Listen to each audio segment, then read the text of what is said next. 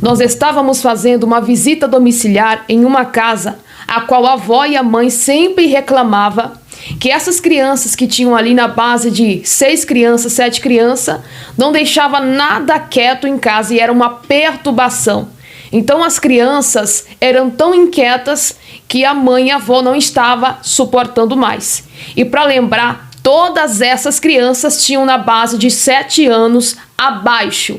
Então eram crianças pequenas. E nós fizemos 7 dias de campanha para a libertação daquelas crianças. E todos os dias nós estávamos ali efetuando as visitas no mesmo horário para dar conclusão a mais um dia de campanha. Quando foi o primeiro dia de campanha dentro daquela casa, quando nós entramos naquela casa, nós sentimos um peso espiritual muito grande.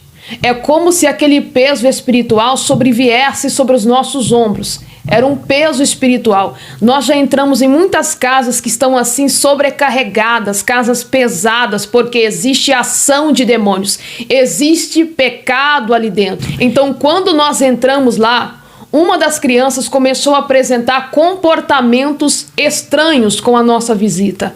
E essa criança começou a fazer caretas, começou a ter comportamentos estranhos, e eu estava observando aquilo ali. Só que Deus estava me mostrando em visão que aqueles comportamentos que aquela criança estava apresentando, aquelas caretas que ela estava fazendo, não eram coisas de reações da sua carne, não era algo carnal, não era ela que estava fazendo, mas existia um Exu Mirim na vida daquela criança, que Deus estava me mostrando que aquele demônio estava no corpo daquela criança e por isso ele estava fazendo aquelas reações, ela estava apresentando aqueles comportamentos.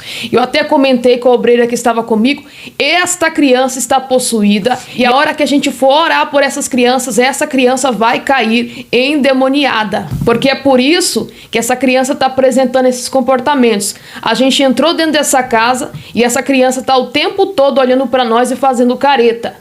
Então, quando nós começamos a orar por aquelas crianças, foi caindo de uma por uma como um efeito de dominó.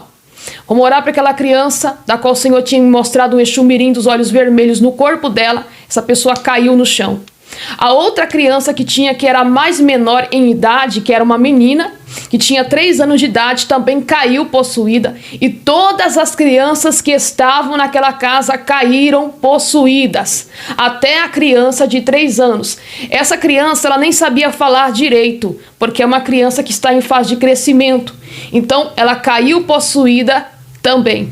Então, foi acontecendo isso ao decorrer